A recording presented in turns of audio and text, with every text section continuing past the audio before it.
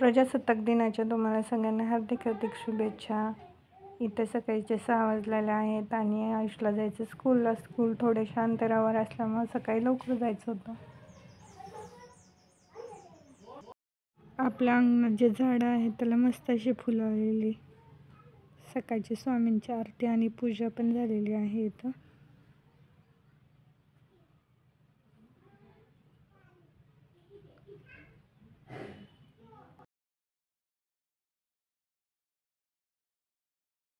सकाळी सकाळी इथं भाजीची तयारी चाललेली आहे. भाजी मी आज वेगळ्या प्रकारची बनवणार आहे.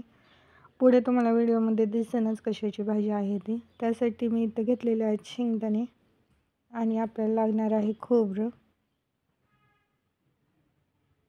शेंगदाणे आणि खोबरं मी इथं तव्यावरती भाजून घेणार आहे.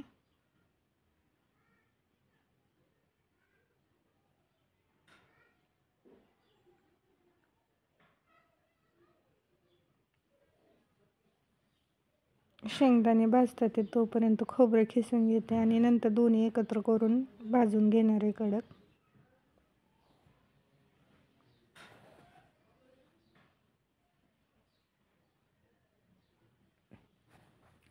शेंगदाणे आणि खोबरं हे दोन्ही पण लालसर आपल्याला भाजून घ्यायचं आहे.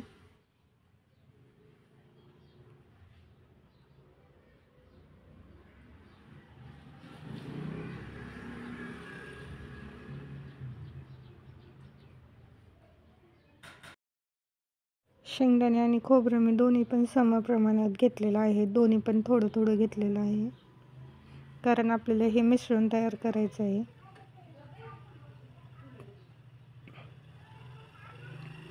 जे याला मिश्रण म्हणजे हे सारण भरण्यासाठी जे लागणार आहे ते सारण बनवण्यासाठी इथं खोबरं आणि शेंगदाणे भाजून घेणार आहे लालसर.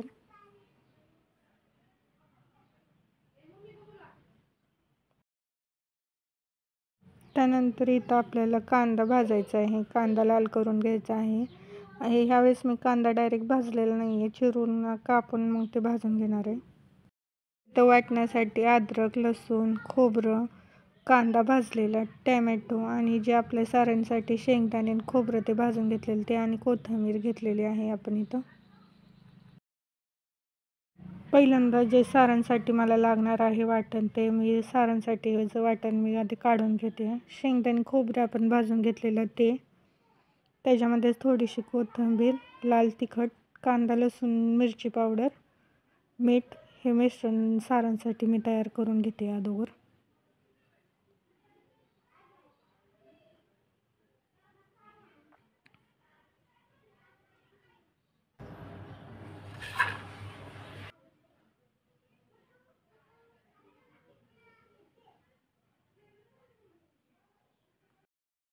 त्यानंतर आपल्याला जे भाजी लागणार आहे गिरवी बनवायची, त्यासाठी अद्रक, लसूण, खोबरं, कांदा भाजलेला, टॅमॅटो आणि कोथिंबीर असं त्याचं वाटण तयार करून घेते मी.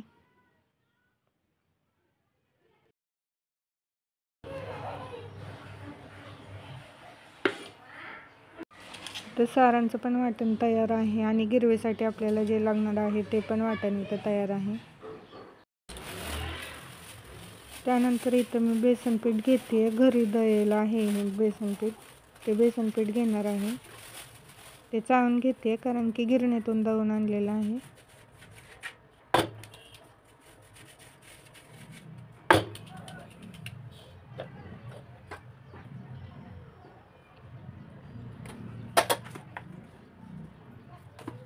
मला ज्याची भाजी बनवायची त्यासाठी हे बेसन पीठ मला लागणार होतं. मी इथं बेसन पीठ चाळून घेतलेलं आहे सगळं. त्याच्यामध्ये मी लाल तिखट, हळद, मीठ घालणार आहे आणि थोडेसे तेलाची धार पण घालणार आहे, कारण की बेसन पीठ चिकट असतात, ते हाताला चिटकू नये त्यासाठी तेल पण गरजेचं आहे इथे.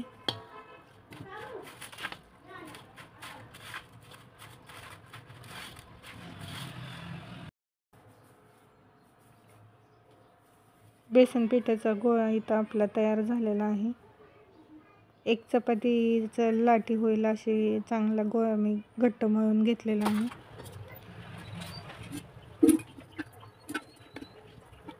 त्यानंतर कढई घेतलेली, कढईत 2 ते 3 तेल घातलेलं आहे, जेणेकरून आपल्याला रस्सा बनवायचा आहे गिरवीचा. त्यासाठी त्याच्यामध्ये मी जिरे मोहरी घालते.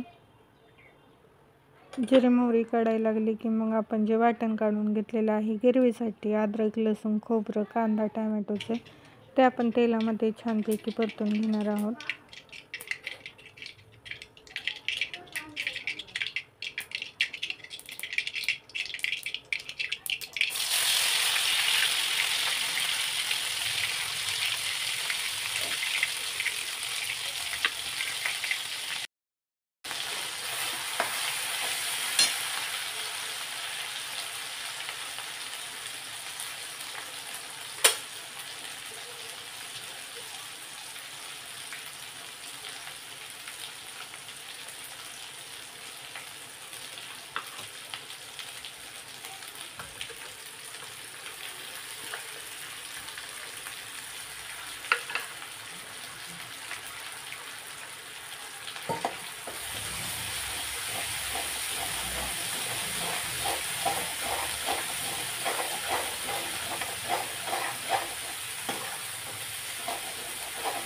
सगळा मसाला आहे तो तेलात चांगला लालसर होईपर्यंत परतून घेणार आहे,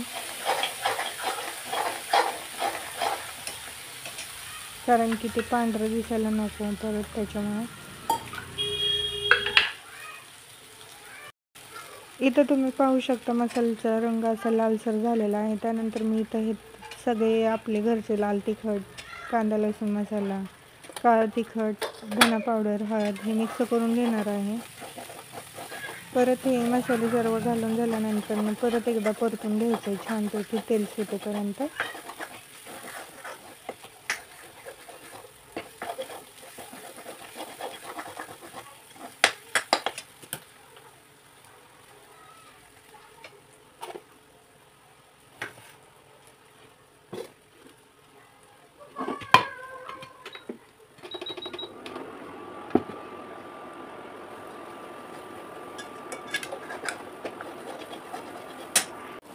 इथं आपली गिरवी तयार आहे थोडीशी.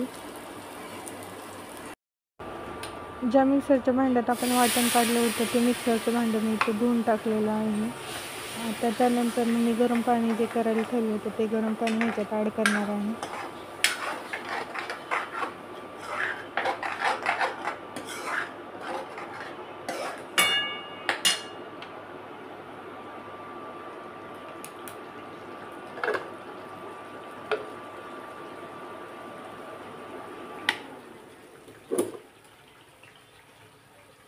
इथं जेवढं तुम्हाला पातळ पाहिजे तेवढं तुम्ही ह्याच्यात पाणी ॲड करू शकता. पाणी ॲड करून झाल्यानंतर अन्नाला ज्याने चव येते ते मीठ राहिलेलं आहे ते मीठ इथं आता मी ह्याच्यात टाकणार आहे, चवीप्रमाणे मीठ.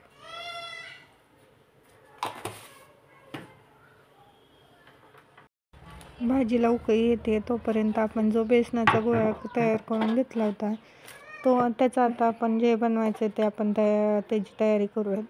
इथं मी सारण घेतलेलं आहे जे की खोबरं आणि शेंगदाण्याचा कूट आणि मसाले वगैरे घालून केलेलं. इथं बेसन पिठाचा गोळा आहे त्याला मी तेलाने मळून घेते अगोदर.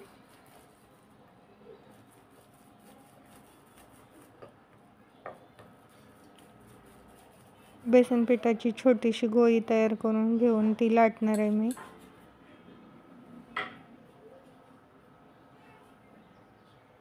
आणि गव्हाचं पीठ लावते थोडंसं, कारण की चिटकून आहे ह्यासाठी. आणि पातळ लाटून घ्यायचं आहे, लई पण पातळ नाही की कारण की सारण भरलं की ते फुटायला नको म्हणून. मीडियम जाड आणि पातळ ह्या हिशोबात ठेवायचं. चिकटपणा असतो पण ते लगेच नाही का असं तुटतं, त्याच्यामुळं लई पण पातळ लाटू नका ना. आता ह्याच्यात आपण जे सारण बनवलं होतं ते मी इथं हे भरते आहे. खूप पण नाही भरायचं कारण की ते भाजीमध्ये फुटायला नको.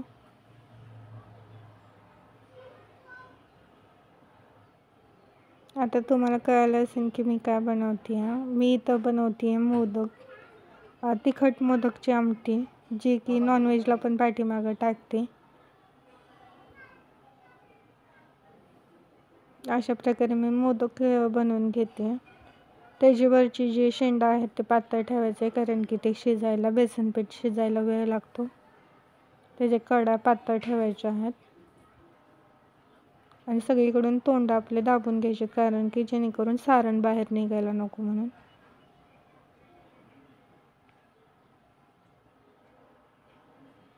इथं मोदक आपला तयार आहे. खूप मोठा पण नाही, खूप छोटा पण नाही, कारण की ते आमटीमध्ये गेल्यावर ते फुगतात आणखी. असेच बाकीचे पण सगळे मोदक मी इथं बनवून घेते. आमटीला उकळी आली की मग त्यात सोडून देणार आहे आणि 10 ते 15 मिनटं ते शिजवून देणार आहे.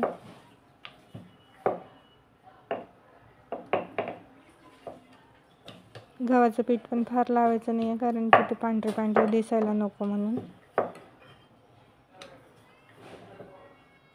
इथं आमटीला मस्तपैकी उकळी आलेली आहे, तरी पण छान सुटलेली आहे, पाहू शकता तुम्ही.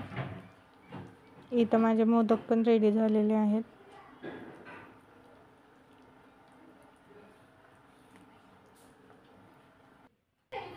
आता उकळत्या आमटीमध्ये मोदक मी सोडून घेते सगळे.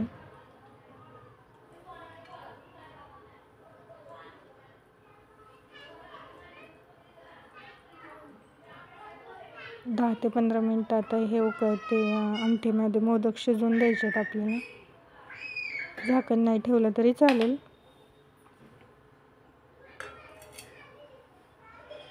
इथं आपली मोदकची भाजी तयार आहे.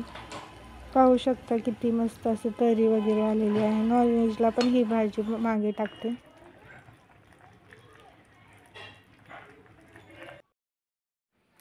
इथं आपली मोदकची भाजी तयार आहे. तुम्ही पण ही मोदकची भाजी केली असेल तर नक्की कमेंटमध्ये सांगा. भाजी जर आवडलीच तर लाईक करा, शेअर करा आणि अजून पण चॅनलला सबस्क्राईब केलं नसेल तर सबस्क्राईब करा. बाय.